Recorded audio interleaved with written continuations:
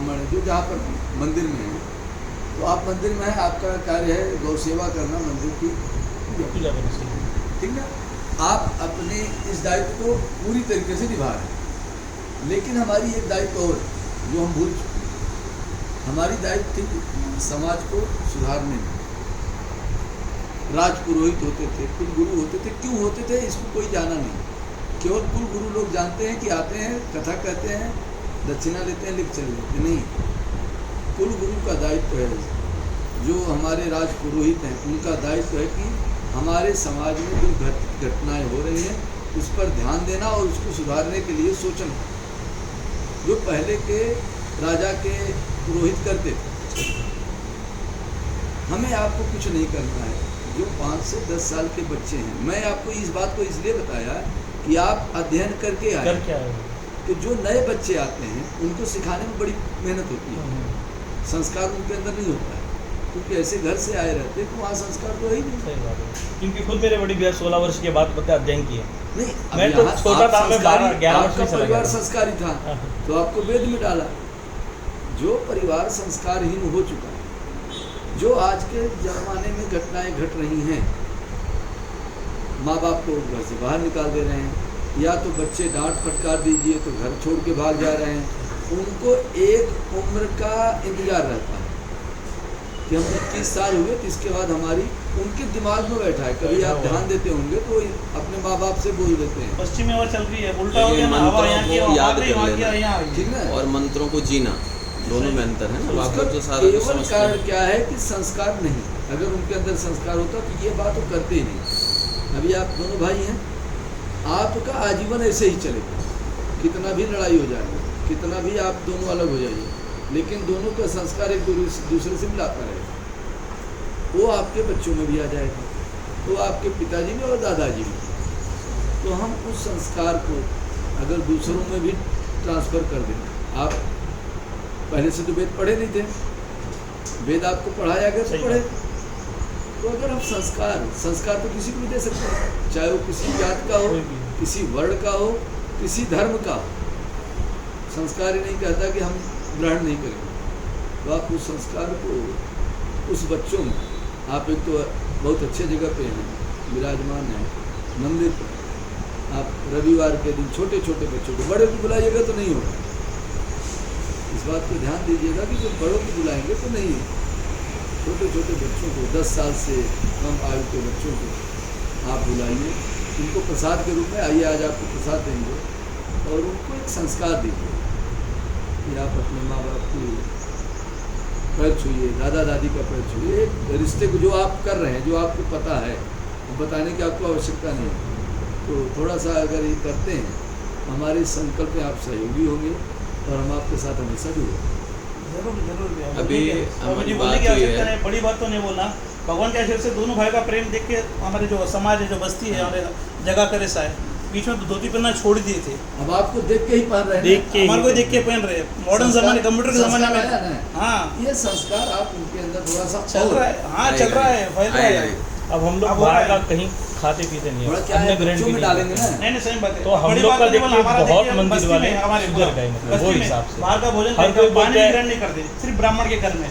सबसे बड़ी बात ये सिखाते हो कि अब ये सीखने गए तो बेटा सबसे पहले बाहर किसका खाना नहीं, क्या दूसरी बात अन्न जल किसका ग्रहण करना नहीं, कोई देरा सूखा मेवा ले लेना, बस उससे बढ़ के। तो अब आप इस शिक्षा को जितना बढ़ाइए, और उसमें एक और आपको बोल दिए कि हमें धर्म भी नहीं देखना।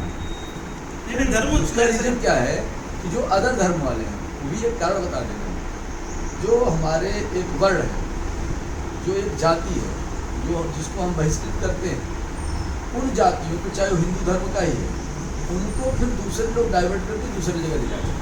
नहीं अब मैं और एक किस्सा बताता हूँ। जब बड़े भैया हमारे यहाँ पे पाठशाला में जब अध्ययन कर रहे थे, तो वहाँ पे सेवक के रूप में एक अंकल जी आते थे, उनके लड़के हैं मतलब शूद्र वर्ण के, तो उनको मतलब ज़्यादा कुछ हुआ नहीं, मतलब ऐसा अमावस आती, मतलब बबलापन हो जाता था, ऊपर नीचे हो जाता था, कुछ भी गलत हरकतें करते थे, कभी कभी गैलरी में चढ़ के खड़े हो जाना, कहीं ऐसा होता। तो भैया ने क्या किया, मंदिर में लेके आ गए, उनको नौकरी लगवा दी, डेली सुबह आते हैं हम लोग यहाँ पे है शुद्ध होने के, लेकिन हम लोग इसमें भेदभाव नहीं कोई करते भेदभाव क्योंकि अपना सनातन किसी में भेदभाव दिया ही नहीं। मतलब अपना ये नियम तो खुद बहुत अच्छा जो अपना नियम है, जो नियम के हिसाब से रखना है। जैसे आपने घर में आने का है, आप हमारा- मंदिर में आओ, तीर्थ प्रसाद लो करो, जैसे अपना किसी चौका है को सेवा जूठा नहीं नहीं खिलाना, नहीं, किसी सेवा किसी का जूठा नहीं नहीं, खाना। नहीं, जूठा नहीं खाना नहीं, जैसे अपना मंदिर का क्या तो पवित्र आपका स्थल है, बहुत अच्छी वो बात कौन है सा कि हम जो वहाँ किसी का संकल्प लेके वर्णन चले नहीं। आप मिले, तो जो संकल्प लेके चलता है लोग मिलते हैं, तो इस संकल्प को ही लेकर हम लोग चल रहे हैं।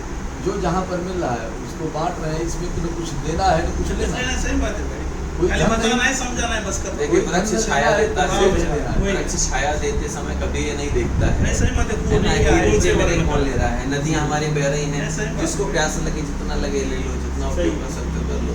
इसलिए इसको कहीं ना कहीं और अगर प्रकृति जहाँ से हो सके हम जहाँ प्रकृति तक बन हो जाए। नहीं, सही बात है भाई। सके, इतना लोग भी है। यही बोलते थे ये नीचिया टिकाई है, मतलब कुछ भी होगा।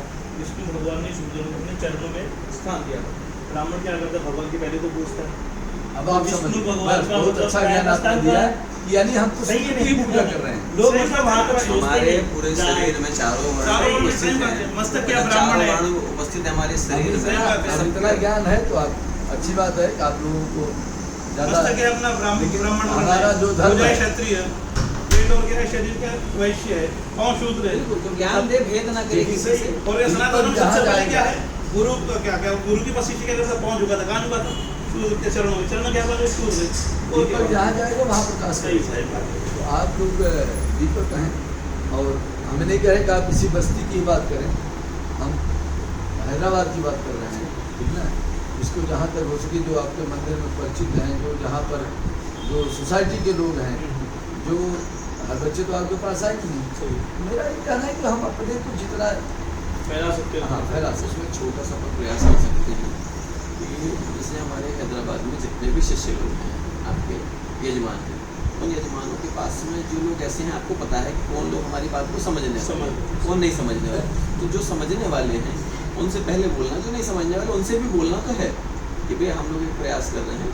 अभी जैसे हमने बताया कि विजय राम जी से भी हमारी बात हुई। विजय राम जी को आप जानते होंगे, एमराल्ड स्वीट्स हैदराबाद में, तो वो हमारे बड़े अच्छे स्नेही हैं, है ना, अभी उनसे बात हुई। क्या किया?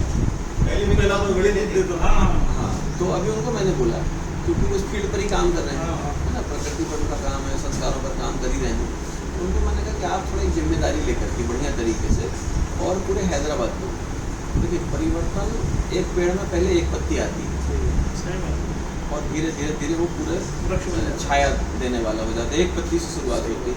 तो आज ये अर्जुन जी के माध्यम से, आप लोगों के माध्यम से पूरे हैदराबाद में शायद ये जाना हो संदेश कि हैदराबाद में भी एक संस्कारशाला चल रही, पूरे भारत के हर गांव में। अभी हम लोग चारों पीठ के शंकराचार्य जी को जो है ये मैसेज दे रहे हैं, उनका आशीर्वाद ले रहे हैं। तो सबने देखिए अच्छी चीज़ सबको अच्छी लगेगी। का आशीर्वाद आप तक जाएगा, और हमारा जो लक्ष्य है चलिए, चारों भगवान जी। शंकराचार्य पीठ के तत्वाधान चलिए, बहुत अच्छा लगा।